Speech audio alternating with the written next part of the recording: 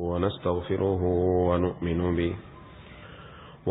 به ونتوكل عليه ونعوذ بالله من شرور أنفسنا ومن سيئات أعمالنا من يهده الله فلا مضل له ومن يضلله فلا هادي له ونشهد أن لا إله إلا الله وحده لا شريك له ونشهد أن سيدنا ومولانا محمدا عبده ورسوله صلى الله تعالى على خير خلقه محمد وعلى آله وأصحابه ومن تبعهم بإحسان إلى يوم القيامة أما بعد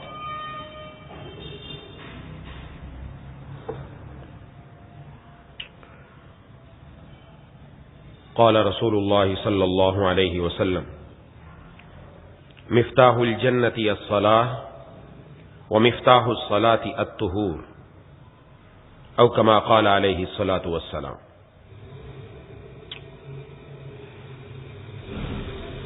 میرے دوستوں اور ساتھیوں، گزشتہ جمعہ دو اعمال کا تذکرہ کیا تھا۔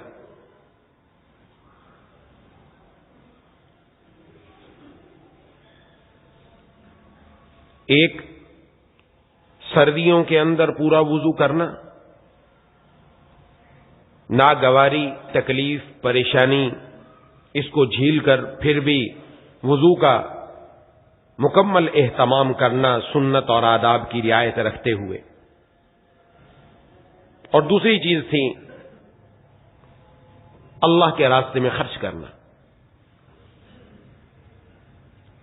اسی وضو سے متعلق مزید کچھ باتیں عرض کرنا مقصود ہیں، کیونکہ عموماً وضو کو یوں سمجھا جاتا ہے کہ بس یہ ایک خانہ پوری ہے، ہاتھ منہ اور پاؤں دھونے ہیں، بس اس کے بعد ہم نے آ کر نماز کے لیے کھڑے ہو جانا ہے۔ اس لیے ہم کوئی خاص اہمیت نہیں دیتے وضو کو۔ اس وضو سے متعلق محبوب کبریا خاتم الانبیاء سرکار دو عالم صلی اللہ علیہ وسلم نے احادیث میں جو باتیں ارشاد فرمائی ہیں ان سب کو سامنے رکھے تو پتہ چلتا ہے کہ وضو کا مقصد صرف ظاہری طور پر صفائی حاصل کرنا نہیں، بلکہ باطنی طور پر روحانیت اور نورانیت حاصل کرنا مقصود بھی ہے۔ وضو کا مقصد صرف اتنا نہیں۔ اب جب ہم اس طرف توجہ کریں گے تو انشاءاللہ وضو کرتے ہوئے دل لگے گا اور توجہ ہوگی انشاءاللہ کہ ہم وضو کو سنت اور آداب کے ساتھ کریں انشاءاللہ۔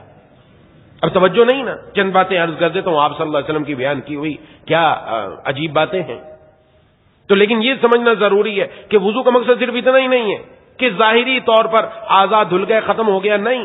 شریعت یہ چاہتی ہے جب بندہ وضو کر کے اٹھے ظاہری طور پر اعضاء اس کے صاف ہو گئے، پاک ہو گئے، اس کے ساتھ اس کا باطن بھی پاک ہو جائے، اس کے باطن میں بھی نورانیت آ جائے، اس کے باطن میں روحانیت آ جائے۔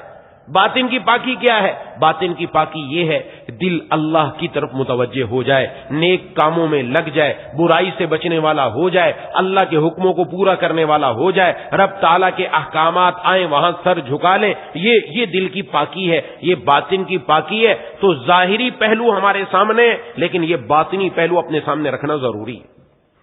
اس کو سمجھیں، دو چیزیں الگ الگ ہیں، ایک ہوتی ہے صفائی، ایک ہوتی پاکی۔ ہم دونوں کو شاید ایک سمجھتے ہیں، ایک چیز نہیں ہے۔ صفائی اور پاکی دونوں الگ الگ چیز ہیں۔ ہو سکتا ہے ایک چیز صاف ہو لیکن پاک نہ ہو، ممکن ہے۔ شریعت کے اندر پاکی بھی مطلوب ہے، صفائی بھی مطلوب ہے، دونوں چیزیں مطلوب ہیں۔ خنزیر کتنا ہی صاف ستھرا کیوں نہ ہو، لیکن شریعت نے کیا کہا؟ ناپاک ہے، ایک ایک جز ناپاک ہے اس کا۔ اب کوئی دنیا والے لوگ کھائیں، یورپ کھاتا ہے جی بڑا پاکیزہ ہے، یوں ہے فلاں ہے، اپنی طرف سے باتیں بناتے، بڑا صاف ستھرا کر کے ہم کھاتے ہیں، بھلے کتنا بھی صاف ستھرا کر لو لیکن وہ پاک نہیں ہے، ناپاک ہے۔ شراب بڑی خوبصورت ڈیزائننگ والی بوتل کے اندر بھر لی جائے، بڑی صاف ستھری مشروب نظر آ رہا ہے، لیکن شریعت نے کیا کہا؟ یہ اس طرح ناپاک ہے جس طرح پیشاب ناپاک ہے۔ اب بندہ پیشاب پی سکتا ہے؟ نعوذ باللہ، کوئی نہیں پیتا، شراب پی رہا ہے، پیشاب پی رہا ہے گویا۔ اب صاف کتنا ہے؟ پاک نہیں ہے۔ ہم نے پانی رکھا گھر میں نہانے کے لیے، صاف ستھرا پانی بھر لیا اپنی بالٹی کے اندر، اچانک کسی بچے نے پیشاب کا ایک قطرہ ڈال دیا اس میں، اب پیشاب کا قطرہ ڈل گیا، اب بظاہر اس میں کوئی ناپاکی نظر نہیں آ رہی، بو بھی نہیں آ رہی، ذائقہ بھی تبدیل نہیں ہوا، صاف ہے، لیکن پاک نہیں ہے، ناپاک ہو گیا۔ تو پاکی الگ چیز ہے، صفائی الگ چیز ہے، اور یہ صفائی اور پاکی یہ دونوں مسلمانوں کو اللہ تعالیٰ نے عطا فرمائی ہیں۔ کافر، گورا، انگریز، یورپ آپ کو صاف نظر آئے گا، پاک نہیں ہے، یہ ہمیشہ یاد رکھے۔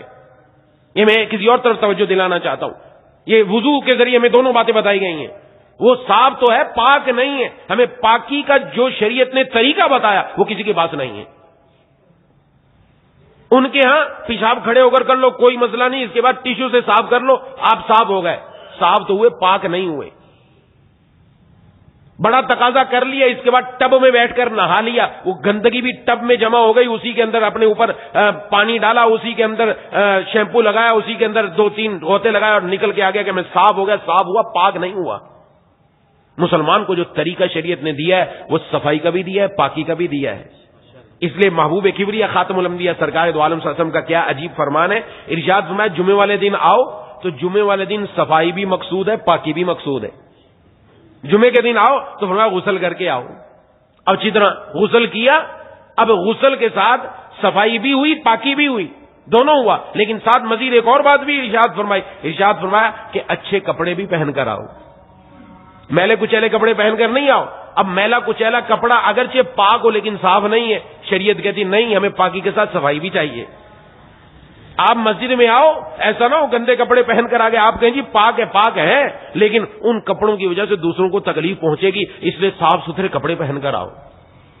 اور کیا عجیب بات ارشاد فرمائی، یہ عموماً ہماری نظروں سے اوجھل رہتا ہے، یہ جو ہم جمعے کی تیاری کرتے ہیں معمولی بات نہیں ہے، اس کو بڑے شوق سے کریں، بچوں کو بھی بتائیں، بچوں کو بھی تیاری کرائیں۔ ایک حدیث، بہت صحیح حدیث، ابو داؤد شریف میں، ترمذی شریف میں، نسائی شریف میں، ابن ماجہ شریف میں، 4 کتابیں بتا دی، صحیح جو کتابیں ہیں ان کے اندر یہ حدیث موجود ہے، اور بڑی عظیم فضیلت ارشاد فرمایا جمعے والے دن جو بندہ 7 کام کر کے آئے، یہ چونکہ ذکر آ گیا اس لیے میں عرض کر رہا ہوں 7 کی ذات، جمعے والے دن ارشاد فرمایا جو بندہ 7 کام کرے، نمبر 1 فرمایا من غسل یوم الجمعہ، جس نے جمعے کے دن غسل کیا، نمبر 1 غسل کرے، نمبر 2 ارشاد فرمایا کہ اس غسل کرنے کے ساتھ وہ صاف ستھرے کپڑے بھی پہنے، صاف ستھرے کپڑے بھی پہنے، اچھے کپڑے۔ نمبر 3 صبح سویرے یعنی جلدی تیاری کرے جمعے میں جانے کی، یہ نہیں کہ خطبہ ہو رہا ہے تو پھر چلتے ہیں یا بعد میں چلتے ہیں، کوئی مسئلہ نہیں، امام صاحب جب خطبہ دیں گے پھر جائیں گے، نہیں، یہ تو مسلمان کی عبادت کا دن ہے جو منتخب کیا گیا، اس کی تو تیاری پہلے سے حضرات صحابہ کرام رضوان اللہ مجمعین جمعرات سے جمعے کی تیاری شروع کرتے تھے کہ ہم جلدی پہنچیں، اور اس کے جو فضائل ہیں وہ الگ ہیں، وہ موقع نہیں ہے، اور فرمایا جلدی جائے، ٹھیک، جلدی پہنچے، اور نمبر 4 پیدل جائے، سواری پر نہ جائے، الا یہ کہ کوئی معذور ہے، کوئی نہیں آ سکتا، معذوری کی وجہ سے وہ سواری پر آ رہا ہے، انشاءاللہ میرے حضرت فرمایا کرتے تھے، پیر و مرشد عارف باللہ مجدد زمانہ حضرت اقدس حضرت مولانا شاہ کی محمد اختر صاحب نور اللہ مرکزہ، جو معذوری کی وجہ سے آیا، اللہ انشاءاللہ پیدل والے ثواب عطا فرما دیں گے اس کو بھی، تو پیدل آئے، پیدل، کیونکہ ایک ایک قدم پر معاملہ ہو رہا ہے، ایک ایک قدم پر۔ اس کے بعد حدیث میں منع ہے، پیدل آئے، سوار ہو کر نہ آئے، اور نمبر 5 امام کے قریب ہو کر بیٹھے، دور نہیں، بعض لوگ پہلے آ جاتے ہیں وہ دور پیچھے ہو کر بیٹھے، نا، امام کے قریب ہو کر بیٹھے، یہ امام کے قریب جتنا ہوگا اتنا فائدہ زیادہ ہوگا، امام کے قریب ہو کر بیٹھے۔ نمبر 6 امام کا خطبہ توجہ سے سنیں، توجہ سے سنیں. نمبر 7، کوئی لغو کام نہ کرے، فضول کام نہ کرے. خطبہ ہو رہا ہے، وہ کھیل رہا ہے، اپنے کپڑوں سے کھیل رہا ہے، اپنے چہرے سے کھیل رہا ہے، کسی اور طرف توجہ جا رہی ہے، یہ کام نہ کرے. یہ 7 کام فرمایا جو کر لے، اللہ ہر قدم پر، ہر قدم کی بات آ رہی ہے، اللہ ہر قدم پر اس کو 1 سال روزہ رکھنے کے اور 1 سال قیام اللیل کرنے کا ثواب عطا فرمائیں گے. اب یہ پورے جمعے میں 1 مرتبہ یہ عمل آتا ہے. 7 اعمال ہے، کوئی لمبے چوڑے کام نہیں ہے، یہ کرنا ہی ہم نے، اور اس نیت سے کریں گے تو دل میں کتنا بڑھ جائے گا. ایک بزرگ فرماتے ہیں کہ یہ حدیث شریف میں بھی آیا کہ آؤ تو خوشبو لگا کر بھی آؤ، خوشبو لگا کر بھی آؤ. اور میں اپنی ہو، دوسروں سے مانگنے کی ضرورت نہیں، اپنی خوشبو لگاؤ، اپنا تیل بھی لگاؤ تاکہ اچھے بن کر آؤ. اور ایک بزرگ فرماتے ہیں خوشبو لگا کر آؤ، دائیں طرف بھی خوشبو لگاؤ، بائیں طرف بھی خوشبو لگاؤ، تاکہ میرے دونوں طرف بیٹھنے والے ساتھیوں کو اچھا محسوس ہو، ان کو تکلیف نہ ہو.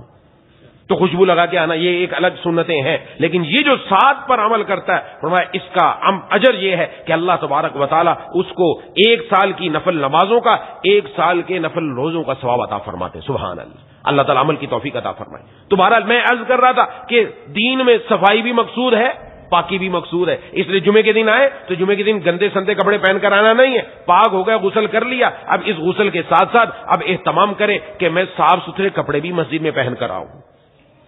ٹھیک ہے. اب جو وضو کر رہے تو وضو کی بات چل رہی ہے، تو وضو کے اندر دونوں مقصود ہے. وضو کے اندر ہم نے اپنی صفائی بھی رکھنی ہے، پاکی بھی رکھنی ہے. تو پاکی ظاہر کی تو ہوئی، دل کی بھی اللہ چاہتے ہیں کہ وضو کر کے آئے تو دل بھی اس کا نورانیت اور روحانیت سے بھرا ہوا ہو. یہ جناب نبی کریم صلی اللہ علیہ وسلم نے چاہا. اس لیے ایک آدمی نے وضو کیا، وضو کر کے ابھی اٹھا ہی تھا کہ وضو ٹوٹ گیا. تو اب بظاہر تو آزاد دھلے ہوئے ہیں، صاف ستھرے ہیں، لیکن صفائی صرف صفائی مقصود نہیں تھی، اب پاکی بھی مقصود ہے. اب کہتے ہیں دوبارہ وضو کرو، بھلے 1 منٹ ہی کیوں نہیں ہوا، اب دوبارہ وضو کرو، وضو کر کے آؤ، کیونکہ صفائی بھی ہونی چاہیے، پاکی بھی ہونی چاہیے، دونوں کام کر کے آؤ. جب دونوں کام کر کے آؤ گے، اب جو وضو ہوگا اس سے کام بنے گا. حدیث شریف میں جناب نبی کریم صلی اللہ علیہ وسلم نے ارشاد فرمایا کہ وضو جب انسان کرتا ہے تو وضو کرتے ہوئے جب وہ اپنے چہرے پر پانی ڈالتا ہے تو چہرے پر پانی ڈالنے سے جس چہرے کے جتنے بھی گناہ ہیں، آنکھوں کے جتنے بھی گناہ ہیں، پانی کے قطروں کے ساتھ سب اس کے چہرے سے نکل جاتے ہیں. اور جب وہ اپنے بازو دھوتا ہے، اپنا ہاتھ دھوتا ہے، تو اس کے ہاتھوں نے جو گناہ کیے، اللہ تعالیٰ اس پانی کے آخری قطرے کے ساتھ ان گناہوں کو بھی بہا دیتے ہیں. جب وہ اپنے پاؤں دھوتا ہے تو پاؤں اس کے جن گناہوں کی طرف چل کر گئے، چل کر گیا انسان، تو فرمایا پانی کے آخری قطرے کے ساتھ وہ بھی نکل جاتے ہیں، یہاں تک کہ بندہ گناہوں سے صاف ستھرا ہو کر نکلتا ہے. اب یہ کیسا ہوگا؟ ہمارا وضو تو ایسا، تو ہماری نماز کا کیا کہنا؟ ہماری نماز میں ہی مسائل ہوتے ہیں، وضو تو ہم پتہ نہیں کس عالم کے اندر کرتے ہیں. وضو کے لیے فرمایا جب وضو کے لیے آ کر بیٹھے تو اب یہ نیت ہو کہ یہ وضو مجھے ظاہر میں بھی پاک کرے گا، باطن میں بھی پاک کرے گا. میں اس لیے وضو کر رہا ہوں کہ اللہ کا حکم ہے، رسول اللہ صلی اللہ علیہ وسلم کا طریقہ ہے. اب اس نیت سے وضو کریں گے تو اس کے کچھ انوارات ہی کچھ اور ہوں گے. پھر ارشاد فرمایا کہ بسم اللہ پڑھ کر وضو کرو. فرمایا جو بسم اللہ پڑھ کر وضو کرتا ہے اس کا وضو اعضاء اس نے کون سے دھوئے؟ ہاتھ دھویا، چہرہ دھویا، پاؤں دھوئے، سر پر مسح کیا. اس کی وجہ سے بسم اللہ پڑھنے کی برکت سے اللہ اس وضو کی وجہ سے اس کے سارے بدن کے تمام اعضاء کو پاک فرما دیں گے. اور اگر اس نے بسم اللہ نہیں پڑھی، بسم اللہ نہیں پڑھی، وضو کیا، اب ظاہر ہے پانی تو پاک کرنا ہے، فرمایا اس کے وہی اعضاء پاک ہوں گے، صاف ہوں گے جن اعضاء کو اس نے دھویا، باقی اعضاء صاف اور پاک نہیں ہوں گے. اب بسم اللہ کی برکت سے پورا جسم پاک ہو رہا ہے. اب بسم اللہ پڑھنا کون سا مشقت کا کام ہے؟ کون سا اس میں لمبا چوڑا کام ہو رہا ہے؟ کوئی بھی لمبا چوڑا کام نہیں ہے، صرف توجہ کی ضرورت ہے. اب اس توجہ سے جو وضو ہوگا اس وضو کے کیا کہنے ہیں؟ اب ہماری توجہ کس طرف ہوتی ہے؟ یہ میں توجہ دلا رہا ہوں. صبح کو جب اٹھ کر ہم وضو کے لیے آئے، سردی لگ رہی ہے، ٹھٹر رہا ہے، اگر گرم پانی نہیں ہے ٹھنڈا پانی ہے، یہ ذہن میں رکھے آہا اس وضو سے میرا کیا کچھ ہونے والا ہے، تو اس کی طرف خود بخود توجہ ہو جائے گی کہ میں وضو پورا کر کے ہی جاؤں. بلکہ تھوڑی سی تکلیف ہو رہی ہے، تھوڑی سی پریشانی ہو رہی ہے، تھوڑی سی ٹھنڈ لگ رہی، کوئی مسئلہ نہیں، لیکن میں اس وضو کو پورا کر کے جاؤں گا. اس کی توجہ اس طرف ہو تو جب یہ کام کرے گا اس پر اللہ تبارک و تعالی ضرور عطا فرما دیں گے. پھر اس وضو کے لیے 3 دعائیں جو جناب نبی کریم صلی اللہ علیہ وسلم سے ثابت ہیں. ایک وضو کے دوران کی دعا ہے، وضو کے دوران کی دعا، اختتام کی دعا. یہ جو دعا پڑھنی ہے یہ شروع میں بسم اللہ تو پڑھ لی، اب ہر عضو کو دھیان سے دھوئے، پوری سنت آداب کے ساتھ دھوئے. اس کے ساتھ اللہم اغفر لی ذنبی ووسع لی فی داری وبارک لی فی رزقی. کیا جناب نبی کریم صلی اللہ علیہ وسلم کے پیارے جملے ہیں. یہ 3 جملے بھی ہمارے حق میں قبول ہو گئے تو ہمارا بیڑا پار ہو گیا، دنیا بھی بن گئی، آخرت بھی بن گئی. عجیب جملے. پہلی جملے میں کیا ارشاد میں اللہم اغفر لی ذنبی، اے اللہ میرے گناہ معاف فرما دیجیے، ووسع لی فی داری، میرا گھر میرے لیے کشادہ فرما دیجیے، وبارک لی فی رزقی، اور میرے رزق میں برکت عطا فرما دیجیے۔ یہ تین ہی چیزیں تو چاہیے بندے کو۔ مغفرت، پہلی چیز مغفرت مانگی۔ انسان کے گناہ ہیں جو بندے کو جنت میں نہیں جانے دیتے۔ جنت میں جانے سے رکاوٹ کیا بنے گا؟ گناہ ہی ہے، اور کیا چیز ہے جو رکاوٹ ہے؟ یہ رکاوٹ ہے۔ پہلی چیز ہی مانگ رہا ہے جنت میں جانے کا حصول آسان ہو جائے۔ یا اللہ ادھر وضو کیا، ادھر اے اللہ میرے گناہ بھی معاف فرما دے، کیونکہ وضو کرنے سے جو گناہ معاف ہوئے وہ چھوٹے چھوٹے گناہ معاف ہوئے، یا اللہ اب میں بڑے بڑے گناہوں سے بھی توبہ کر رہا ہوں۔ یہ ساتھ ساتھ مانگ رہا ہے توجہ اس طرف زبانیں دہرانا نہیں، توجہ کے ساتھ۔ جب توجہ کے ساتھ مانگ رہا ہے اے اللہ میرے گناہ بھی معاف فرما دی، اب ذہن میں جو بڑے بڑے گناہ مجھ سے ہو گئے ان کی بھی میں معافی مانگ رہا ہوں، تو اب وہ گناہ بھی معاف ہو گئے، تو جنت میں جانے کا سیدھا راستہ صاف ہو گیا، درمیان میں کوئی گناہ بھی نہیں رہا باقی۔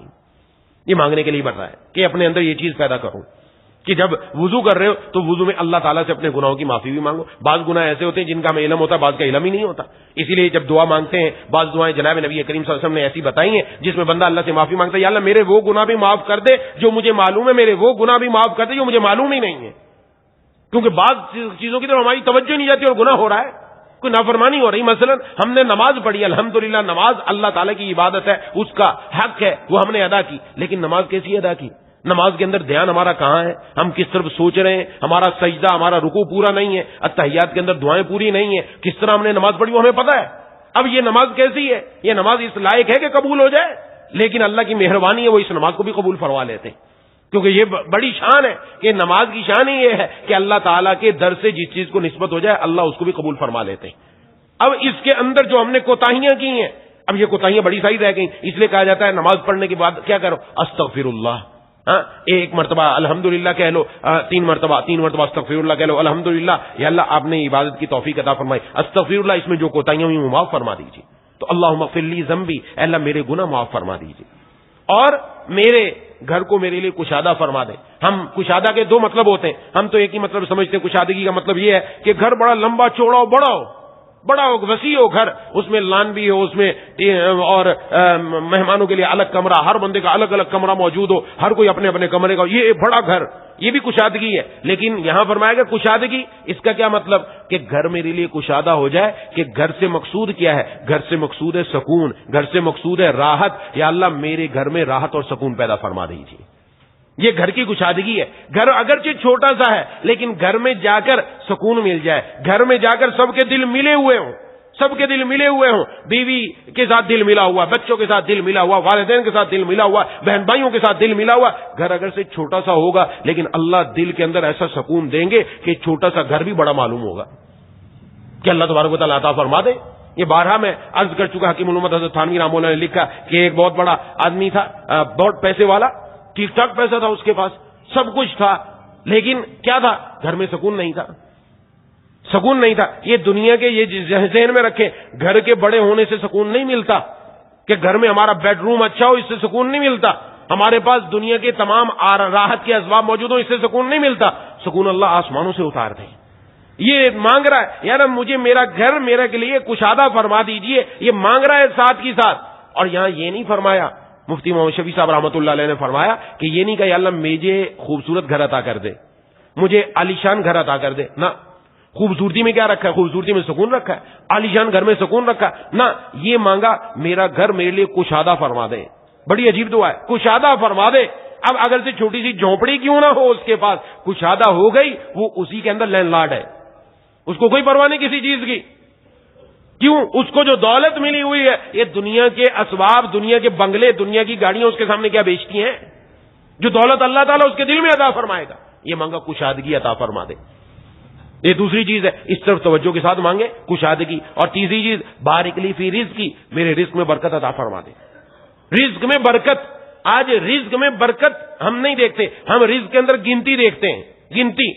ویل لکل ہمزۃ لمزہ الذی جمع مالا وعددہ، یہ قرآن کریم میں اللہ نے بڑی تنبیہ نازل کی ہے اس آدمی کے لیے جو اپنا مال جمع کرتا گن گن کے رکھتا ہے۔ اگر مال بہت ہے، گنتی مشکل ہو رہی ہے، لیکن اس کی گھر کی زندگی جیل والی ہے، یا خدا نخواستہ اس کو بیماریاں لگ گئیں، اب وہ ہسپتالوں کا رخ کیا ہوا، پیسہ بڑا لگ رہا ہے، یا خدا نخواستہ کوئی مقدمہ ہو گیا، کوئی کسی مصیبت میں پھنس گیا، یہ پیسے کا کیا فائدہ ہوا؟ کوئی فائدہ نہیں ہوا۔ برکت والا ہو، برکت مانگیے، برکت، میرے رزق میں برکت عطا فرما، اتنا رقم ہو کہ اس میں برکت آ جائے، میرے سارے کام آسانی سے ہو جائے۔ یہ ہے برکت کا نام کہ اللہ 10,000 سے بندے کے سارے کام بنوا دیں۔ یہ ہے برکت۔ پیسے کا زیادہ ہونا یہ اس کو فائدہ مند نہیں ہے۔ یہ رزق کے اندر ہر چیز شامل، رزق میں صرف پیسہ نہیں آتا، ساری دنیا کی ساری چیزیں رزق کے اندر ہے۔ رزق کی برکت مانگی گئی ہے، اور رزق میں برکت آ جائے، بندے کی زندگی جنت بن جائے، پھر اس کو پریشانی نہیں ہوتی، تکلیف نہیں ہوتی کہ کہاں سے کام بنے گا۔ وہ برکت سے اللہ سارا کام بنا دیتا ہے۔ جس کے پاس کم بھی ہو اسی میں اللہ سب کچھ کروا دیتے ہیں۔ تو برکت مانگیے، برکت، اور یہ چیز یہ مانگے اللہ کام بنا دے گا۔ آج بہت سارے لوگ پریشان حال ہوتے ہیں کہ کیا کریں، یہ دعا کا اہتمام کریں آپ، اور جب وضو کر رہے ہیں، وضو کے دوران توجہ کے ساتھ یہ دعا مانگیں، اور اس توجہ کے ساتھ مانگیں، یقین کے ساتھ مانگیں کہ ہمارے محبوب صلی اللہ علیہ وسلم نے بتائی ہے، ہمارے محبوب صلی اللہ علیہ وسلم کی زبان مبارک سے نکلے ہوئے الفاظ ہیں، سرکاری الفاظ ہیں، یقیناً قبول ہوں گے، اللہ کام بنائیں گے۔ اس یقین کے ساتھ جب مانگیں گے اللہ ضرور کام بنائیں گے انشاءاللہ۔ جنہوں نے مانگا اللہ نے کام بنایا، جنہوں نے مانگا کام بنایا۔ کوئی پریشانی رزق کے اعتبار سے آج کل زیادہ پریشانی اور بھی معاملات ہیں، یہ مانگتے رہیں، گھر نہیں ہے یہ مانگتے رہیں، ہاں اللہ تعالیٰ دیکھیں کیسے گھر عطا فرماتے ہیں، کیسے رزق عطا فرماتے ہیں، اور ایسی جگہ سے دیں گے وہ ہمارے باہم و گمان میں بھی نہیں ہوگا۔ یہ کیا پیاری دعا جناب نبی کریم صلی اللہ علیہ وسلم نے ارشاد فرما دی۔ ایک دعا یہ ہے، دوسری دعا کون سی ہے؟ حدیث شریف میں جناب نبی کریم صلی اللہ علیہ وسلم نے ارشاد فرمایا کہ جو آدمی وضو کرتا ہے اور پورا وضو کرتا ہے، یہ پورا وضو وہی ہے، سنت کے ساتھ، آداب کے ساتھ، سب کی رعایت رکھتے ہوئے کرتا ہے، اور پھر اس کے بعد کیا کہتا ہے؟ اشہد ان لا الہ الا اللہ وان محمدا عبدہ ورسولہ۔ ایک روایت میں یہ ہے، ایک روایت میں دوسرا کلمہ اس انداز میں آیا، اشہد ان لا الہ الا اللہ وحدہ لا شریک لہ واشہد ان محمدا عبدہ ورسولہ۔ جو بھی کلمہ پڑھ لے ان میں سے، فرمایا وہ بندہ پڑھتا ہے اس کے لیے جنت کے سارے دروازے کھول دیے جاتے ہیں، جنت کے 8 دروازے اس کے لیے کھول دیے جاتے ہیں، اور وہ جس دروازے سے چاہے جنت کے اندر داخل ہو جائے۔ اب جی یقین کے ساتھ پڑھا جائے گا، محبوب کبریا خاتم الانبیاء سرکار دو عالم صلی اللہ علیہ وسلم کی بتائی ہوئی بات ہے۔ ڈاکٹر کی بات پر یقین آتا ہے، محبوب کی بات پر یقین نہیں ہے کیا؟ ڈاکٹر کہتا ہے پیناڈول کھا لو آپ کا بخار اتر جائے گا، ہم لے کر فوراً کھا لیتے ہیں، حضور فرما رہے پڑھ لو جنت میں داخل ہو جاؤ گے۔ یقین ہے، پکا ہونا چاہیے کہ یقیناً پڑھنے سے اللہ جنت میں داخل کریں گے انشاءاللہ۔ اب اس کا نتیجہ کیا نکلے گا؟ اللہ تعالیٰ جب جنت میں داخل کرنے کا راستہ بنا دیتے ہیں نا، تو پھر گناہ بھی چھوٹنا شروع ہو جاتے ہیں، پھر اللہ دنیا میں اپنا پیارا بنا لیتے ہیں، نیک بنا لیتے ہیں، سارے کام بھی بناتے ہیں، اور ساتھ ساتھ اللہ تبارک و تعالیٰ دنیا بھی بناتے ہیں، آخرت بھی بناتے ہیں۔ اس کا اہتمام ہونا چاہیے۔ تو یہ کوئی جملہ بہت لمبا چوڑا نہیں ہے، دوسرا کلمہ سب کو آتا ہے، یہ اس کے بعد وضو کے بعد پڑھ لے، اللہ تبارک و تعالیٰ کام بنا دے، سارے دروازے اس کے لیے جنت 8 کے 8 دروازے کھل گئے۔ اور تیسری دعا، اللہم اجعلنی من التوابین واجعلنی من المتطہرین، اے اللہ مجھے توبہ کرنے والوں میں سے بنا دیجیے اور مجھے پاکیزہ لوگوں میں سے بنا دیجیے۔ یہ دعا بھی مانگ رہا ہے ساتھ۔ یہ کیا پہلے عرض کر چکا، گناہ صغیرہ تو معاف ہو گئے وضو کرتے ہی، کہ آنکھوں سے جو گناہ ہوئے تھے، جو زبان سے گناہ ہوئے تھے، جو چہرے سے گناہ ہوئے تھے، وہ دھل گئے وضو کے ساتھ۔ یہ صغیرہ کبیرہ گناہ توبہ کرنے سے معاف ہوتا ہے، تو اللہ سے مانگ رہا ہے یا اللہ صغیرہ تو معاف ہو گئے، کبیرہ معاف کرنے کے لیے توبہ کی ضرورت ہے، مجھے توبہ کرنے والوں میں سے بنا دیجیے، میں توبہ کرنے والوں میں سے بن جاؤں۔ یہ تواب کا مطلب ہوتا ہے رجوع کرنا، یا اللہ مجھے بہت زیادہ اپنی طرف رجوع کرنے والوں میں سے بنا دیجیے، میں آپ کی طرف رجوع کروں، بار بار آپ کی طرف آؤں۔ اور ساتھ مانگا جا رہا ہے یا اللہ ابھی تو میں توبہ کر رہا ہوں، ابھی تو میرے وضو سے بھی گناہ دھل گئے، توبہ سے بھی گناہ دھل گئے، اپنے اوپر یقین نہیں پھر گناہ ہو جائے، یا اللہ پھر بھی توبہ کی توفیق عطا فرما دے۔ تواب مبالغے کا صیغہ ہے، بہت زیادہ توبہ کرنے والا، بار بار توبہ کرنے والا۔ یہ بار بار توبہ وہ کرے گا جس سے گناہ ہوا، بار بار توبہ کی، اللہ کا پیارا بنے گا۔ یہ بتایا جا رہا ہے اس کے اندر۔ اور مجھے پاکیزہ لوگوں میں سے بنا دیجئے کہ میں پاک صاف رہوں۔ اب اس کی طرف توجہ کرنے کی ضرورت ہے۔ وضو میں پاکی چاہیے، صفائی چاہیے، لیکن اب ایسا ایسا یورپ سے ہمارے اندر آ رہا ہے کہ کھڑے ہو کر پیشاب کرنے کا رواج بڑھ رہا ہے۔ کھڑے ہو کر جو پیشاب کرے گا کیا پاکی ہوگی اس کی؟ صفائی کو تو چھوڑے، وہ صفائی تو کرتا ہی نہیں ہے، بس پیشاب کر دیا کسی بھی نالی پہ کھڑا ہو کر۔ بڑے آدمی وہ کسی جگہ کے کھڑے ہو کر پیشاب کرنے والا، وہاں پر وہ لگا ہوا ہے سسٹم، وہ کھڑے ہو کر پیشاب کر دیا، اس کے بعد کوئی ضرورت ہی نہیں ہے نہ دھونے کی نہ صفائی کرنے کی، بس اسی طرح آ گئے تو جو قطرے لگ گئے جسم کو لگ گئے، کپڑوں کو لگ گئے، پاک ہوا ناپاک ہوا، ناپاک ہو گئے، کیسے کام بنے گا؟ پھر پریشانی۔ شیطان ایسی جگہوں پر تو آتے ہیں، جنات ایسی جگہوں پر تو آتے ہیں، ناپاکی کی جگہ پر آتے ہیں، اور بندہ ناپاک ہے۔ بچوں کو سمجھانا چاہیے، بچے کھڑے ہو کر کیوں پیشاب کر رہے ہو؟ ارے اللہ کے بندے بیٹھ کر پیشاب کرو، حضور نے طریقہ بتایا۔ اور پھر قبلہ رخ بیت الخلاء ہے، کتنے گھروں میں اب بھی مسلمان ہیں قبلہ رخ بیت الخلا بنے ہوئے ہیں. جائز نہیں ہے, حدیث میں ممانعت آئی ہے. یعنی وہ بات جو حضور نے منع کر دی آج ہمارے اندر پائی جا رہی ہے. ہم کون ہیں؟ ہم حضور کے امتی ہیں. ہم کہتے ہیں میں حضور صلی اللہ علیہ وسلم سے محبت کرنے والا, اور گھر کے بیت الخلا کا رخ قبلہ رخ ہے. قبلہ رخ بنا ہوا ہے, نہ تو منہ قبلہ رخ ہونا چاہیے نہ پیٹھ قبلہ رخ ہونی چاہیے, دونوں کی اجازت نہیں. شمال جنوب کی طرف بنانا چاہیے, اگر کسی کا بنا توڑ کے بنائے بھلے پیسہ لگے, لیکن اس حکم پر عمل کرنے پر اللہ برکت عطا فرمائیں گے. لیکن ہے نہیں. اس سے کون راضی ہوگا؟ شیطان راضی ہوگا. قبلے کی طرف منہ کر کے یہ پیشاب کر رہا ہے, قبلے کی طرف منہ کر کے یہ بڑا تقاضا کر رہا ہے, کون راضی ہوگا اس سے شیطان ہی راضی ہوگا, اللہ تھوڑی راضی ہوں گے. حضور منع فرما رہے ہیں اور ہمارے گھروں میں ایسا بنا ہوا ہے. بچہ کھڑا ہو کر پیشاب کر رہا ہے, بڑا کھڑا ہو کر پیشاب کر رہا ہے, کون خوش ہوگا؟ شیطان خوش ہوگا, اللہ تھوڑی خوش ہوں گے. حضور منع فرما کر گئے کہ کھڑے ہو کر پیشاب مت کرو. اب کسی کو اگر کوئی معذوری ہے, کوئی عذر ہے, کوئی اور بات ہوتی ہے, وہ الگ چیز ہوتی ہے, لیکن عام حالات میں کیوں کھڑے ہو کر پیشاب کر رہا ہے؟ اب پاکی ناپاکی کا خیال ہی نہیں ہے تو کیا کریں گے؟ یہ کہاں سے یہ فضیلتیں ملیں گی, کیسے حاصل ہوں گی جب کپڑے نہیں؟ اسی لیے تو وہ کہتے ہیں یہ ہم مسجد میں نہیں آتے اس لیے کہ ہم پاک نہیں. ارے پاک کیوں نہیں؟ تو پاکی کا اہتمام کرو. مسلمان پیدا کیا اللہ نے, مسلمان گھروں میں آئے ہو, اور مسلمان جیسا پاکی حاصل کرنے والا کوئی اور نہیں ہے. آپ کیوں اپنے آپ کو ناپاک رکھے ہوئے؟ یہ تو غیروں کا طریقہ, ہمارا طریقہ تو پاک و صاف رہنے کا. ہم تو باوضو ہو کر سوتے بھی ہیں, تو باوضو ہو کر سوتے ہیں. ہمیں تو یہ بتایا گیا کہ سونا بھی ہے تو باوضو ہو کر سو, کہ جائے کہ عام حالات ہیں. اس لیے اب جب وضو کے لیے یہ جب وضو کا موقع آئے گا, ٹھنڈ بھی لگ رہی ہے, سردی بھی لگ رہی ہے, اور معاملات بن نہیں رہے, تو یہ توجہ رکھے کہ ان چیزوں کی برکت سے اللہ میرے گناہوں کو معاف فرما دیں گے. میں ہاتھ دھو رہا ہوں, میرے ہاتھ دھونے کے ساتھ ساتھ میرے ہاتھوں کے گناہ جڑ رہے ہیں, یقین رکھنا چاہیے جھڑ رہے ہیں سارے کے سارے.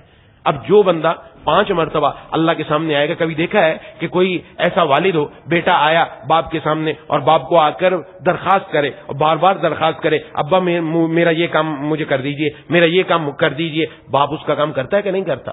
جو بندہ 5 مرتبہ دن میں آ کر اپنے رب سے درخواست کرے گا, اللہ اس کا کام نہیں بنائیں گے. یقین رکھنا چاہیے, یقین.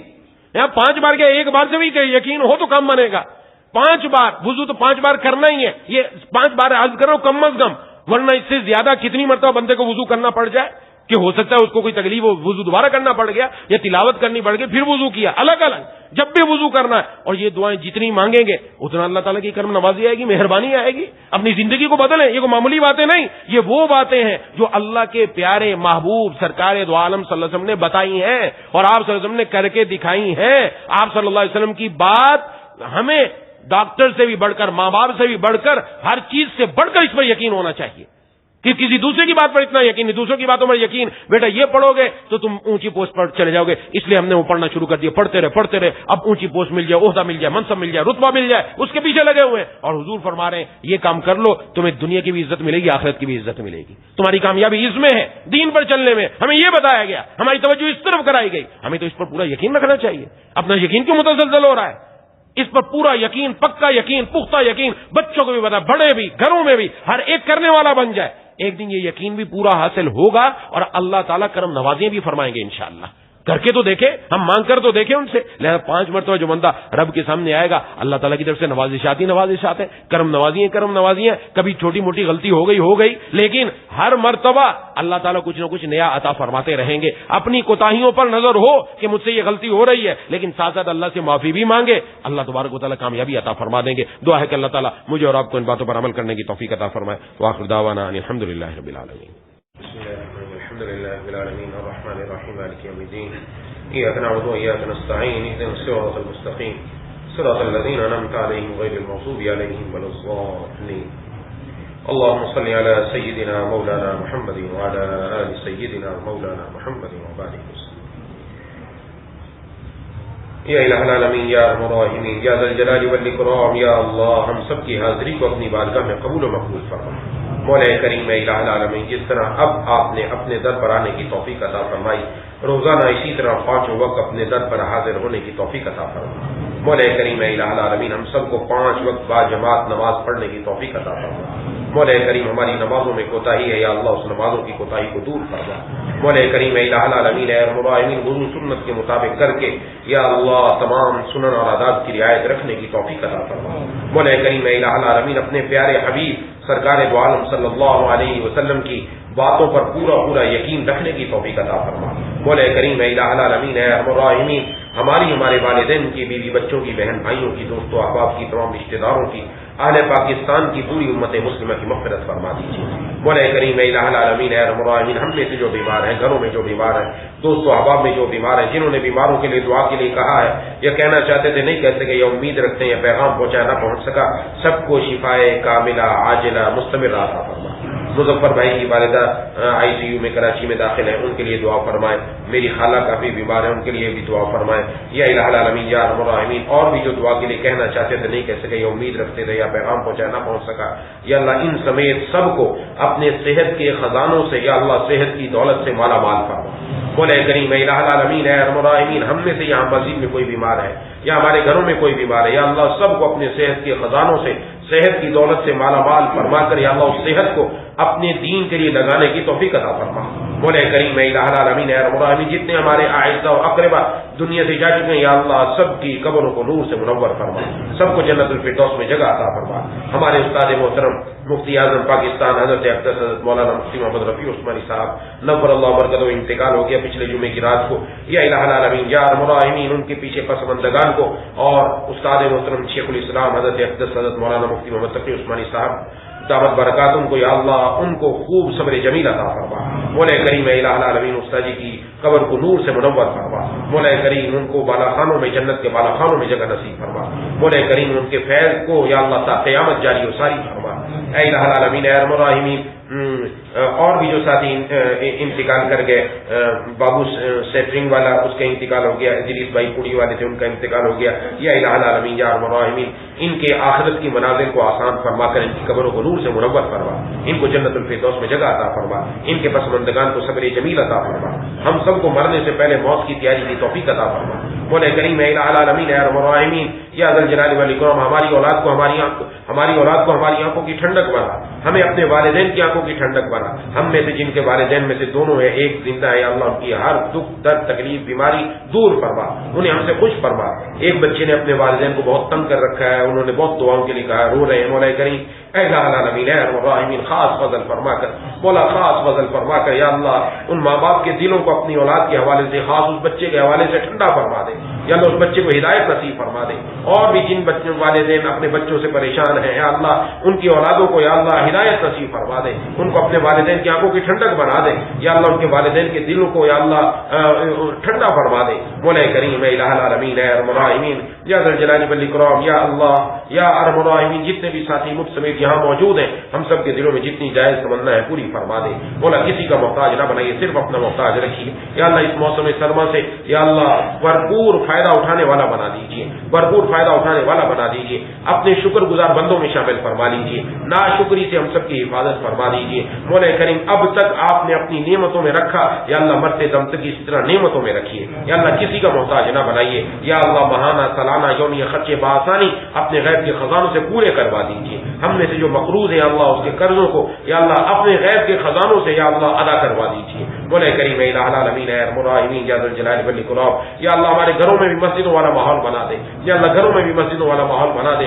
گھروں میں یا اللہ سنتوں کو زندہ فرما دے، یا اللہ گھروں میں نمازوں کا ماحول بنا دے۔ مولا کریم الہ العالمین اے ارحم الراحمین آپ کے محبوب سرکار دو عالم صلی اللہ علیہ وسلم نے جتنی دعائیں مانگی وہ سب ہم سب کے حق میں قبول فرما، جن چیزوں سے پناہ مانگی ان سب سے ہم سب کو پناہ عطا فرما۔ مدارس میں بھی اسکول میں بھی مختلف قسم کے پیپرز ہو رہے ہیں، بچے دے رہے ہیں، دعاؤں کے لیے بھی کہہ رہے ہیں، یا اللہ سب بچوں کو، اسکول والے بچوں کو، مدرسے والے بچوں کو، سب کو امتحانوں میں یا اللہ اعلیٰ اور امتیازی نمبروں سے کامیاب نصیب فرما۔ مولا کریم الہ العالمین اے ارحم الراحمین یا ذل جلال والاکرام ہمیں دنیا میں بھی کامیابی دے یا اللہ آخرت میں بھی یا اللہ پہلے نمبر پر کامیابی نصیب فرما۔ ربنا تقبل منا انك انت السميع العليم وتب علينا انك انت التواب الرحيم صلى الله تعالى على خير خلقه محمد وعلى اله واصحابه اجمعين برحمتك يا ارحم الراحمين آمين يا رب العالمين۔